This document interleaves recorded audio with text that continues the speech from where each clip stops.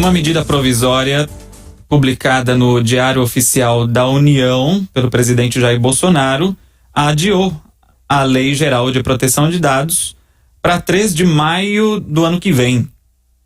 A lei define regras sobre o uso de dados digitais no Brasil, tinha sido sancionada ainda no governo Michel Temer em 2018, e essa já é a segunda prorrogação da vigência da legislação, que originalmente estava programada para o início de 2020, depois foi adiada para agosto deste ano e agora só maio de 2021. Sobre esse assunto, eu converso agora com o professor Ricardo Vieira de Souza, que é coordenador adjunto do curso de Direito Digital e Proteção de Dados Pessoais da PUC de São Paulo. Tudo bem, professor? Bom dia, seja bem-vindo. Bom dia, Leandro. Bom dia a todos os ouvintes da Rádio CBN. É sempre um prazer poder falar com vocês.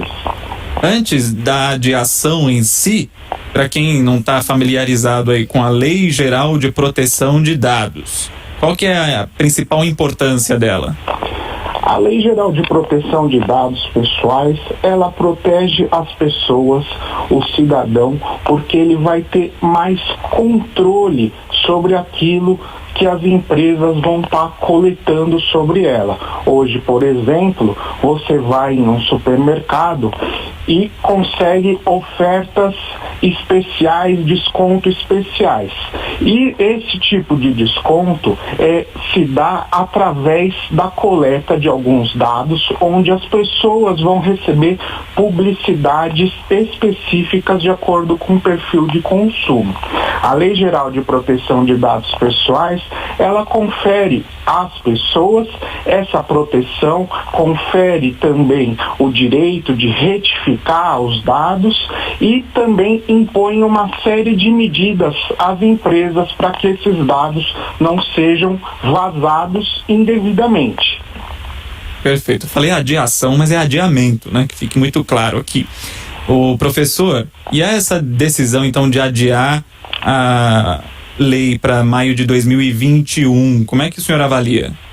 É uma decisão que gerou uma enorme instabilidade no meio jurídico, porque tem em trâmite no Congresso Nacional um projeto de lei oriundo do Senado Federal, onde a relatora, senadora Simone Tebet, ela votou e foi aprovado pelo plenário do Senado que a lei seria postergada a vacatio legis, ou seja, o início da sua vigência para janeiro de 2021, e as multas seriam aplicadas a partir de agosto de 2021.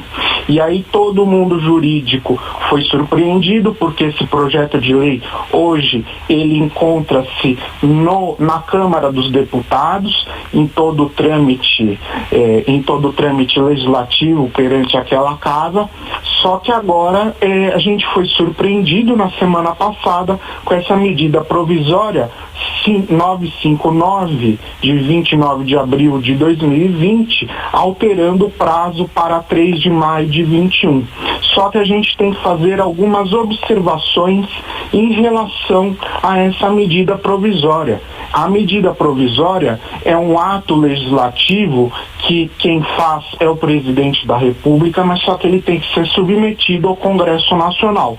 Por isso, a medida provisória ela tem prazo de 60 dias, prorrogável por mais 60, se não houver concluída as votações nas respectivas casas do Congresso Nacional.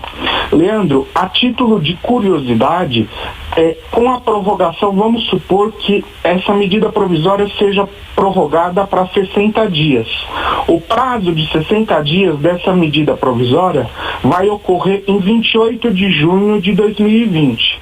Se por um acaso ela for prorrogada por 120 dias, a prorrogação dos 60 mais 60 vai ser em 27 de agosto de 2020, sendo que a lei ela hoje entra em vigor a partir de 16 de agosto de 2020.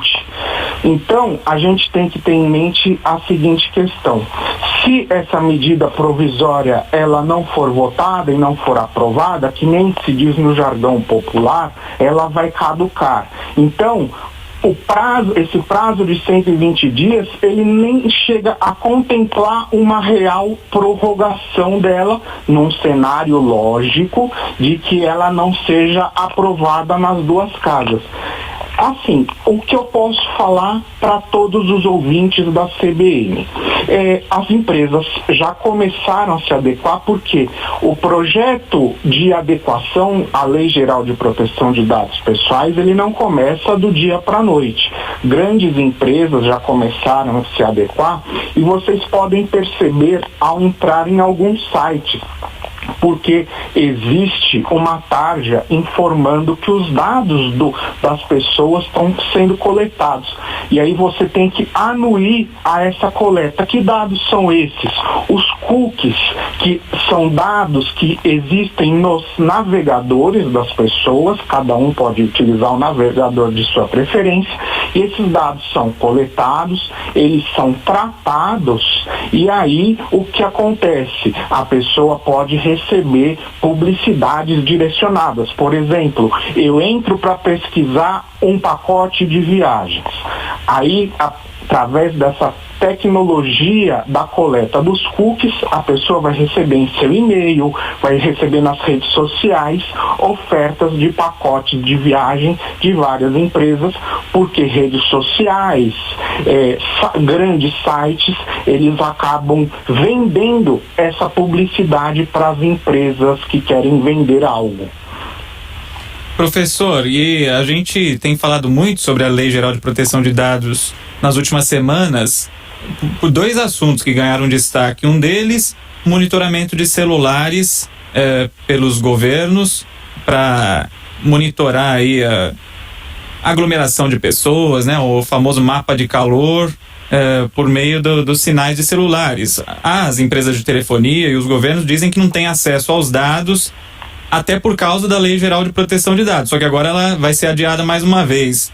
E também teve a questão do aplicativo Zoom, que tem sido muito usado para reuniões, né, para videoconferência. Teve problemas também com a vulnerabilidade de dados. Ou seja, a lei ainda não está em prática e nada garante que os dados ainda não estejam sendo coletados. Os dados hoje, Leandro, eles acabam sendo coletados, mas só que por conta da Lei Geral de Proteção de Dados Pessoais, ela não estar em vigor, existem alguns direitos das pessoas que elas não podem exercer, como, por exemplo, o direito de retificação desses dados quando um dado está incorreto, e a pessoa também manifestar o direito ao não tratamento de dados, que se chama oposição ao tratamento de dados, que ela não quer que seus dados sejam compartilhados. Isso daí não existe. Hoje existe a coleta por parte das pessoas. Você mencionou o aplicativo Zoom e a gente tem vários exemplos de vulnerabilidades, ou seja, aquelas falhas de segurança em que expõem os dados das pessoas.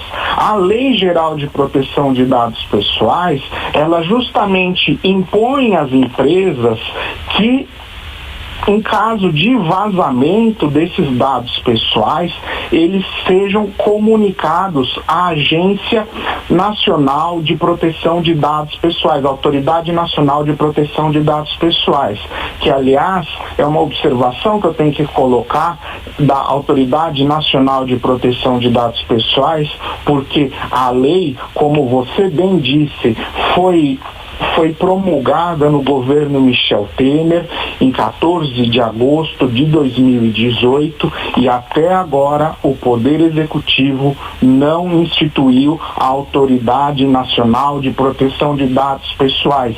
E isso é um grande problema, porque vamos comparar numa forma mais simples.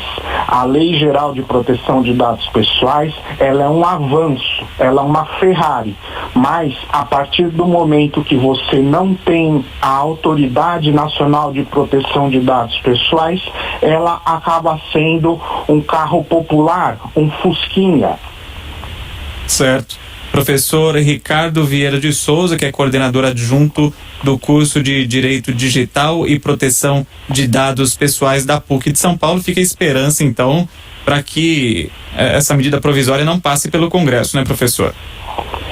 Sim, para que seja implementada em breve, ou que o Congresso Nacional ele aprove o projeto de lei que está hoje na Casa Legislativa, lá na Câmara dos Deputados, impondo a prorrogação para janeiro de 2021, que é um prazo menor do que estabeleceu essa medida provisória aí da semana passada. Se me permite, Leandro, eu queria tocar em outro assunto relacionado à vigilância em massa, que é justamente o monitoramento desses celulares. Sim.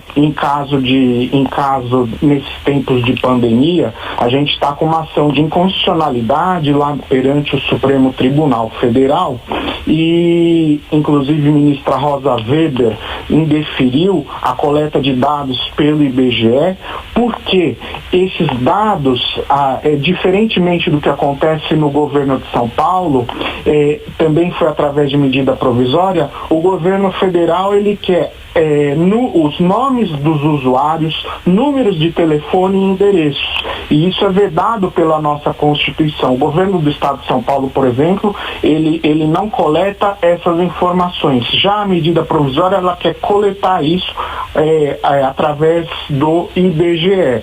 E só lembrando que esses dados, eles são sigilosos, no entanto que nenhuma autoridade policial, o delegado de polícia, em âmbito do inquérito policial, ele só pode ter acesso a esses dados em determinadas situações, como, por exemplo, através de uma investigação que envolva a organização criminosa ou de uma investigação que ocorra o tráfico de pessoas, onde é permitido que o delegado acesse dados cadastrais, solicitando via as operadoras sem autorização judicial. Mas eu vejo com preocupação essa questão da medida provisória 954, que quer coletar nome, número de telefone e endereço dos consumidores, porque tira o anonimato desses dados. A partir do momento que os dados são anônimos, a gente não tem nenhum problema. A partir do momento que as pessoas começam a ser identificadas, aí sim existe uma invasão pelo Estado na vida particular da pessoa e acaba atentando aos princípios da Constituição Federal, a privacidade e a inviolabilidade do sigilo de comunicações telefônicas e telemáticas. Perfeito. O professor já citou, mas só ressaltando, atualmente esse monitoramento não tem acesso aos dados pessoais dos usuários. O do governo do Estado de São Paulo, e eu também cito como exemplo lá em Recife, que também estão sendo coletados, Thiago falou, das massas de calor. Isso. Se a gente entrar no sistema do monitoramento do Estado de São Paulo, não se tem acesso a nenhum tipo de dado do consumidor, da pessoa que está sendo coletada. Eles estão, de acordo com as empresas e com o governo, eles estão garantindo anonimato. Essa medida em específico do governo federal, medida provisória 954, ela quer que o IBGE colete, o IBGE tem acesso a dados específicos, individualizando pessoas a pessoas, o que fere a nossa Constituição Federal. Ricardo Vieira de Souza, coordenador adjunto do curso de Direito Digital e Proteção de Dados Pessoais da PUC de São Paulo, muito obrigado pela atenção com o ouvinte da CBN. Bom domingo para o senhor. Obrigado, Leandro, e bom domingo a todos os ouvintes.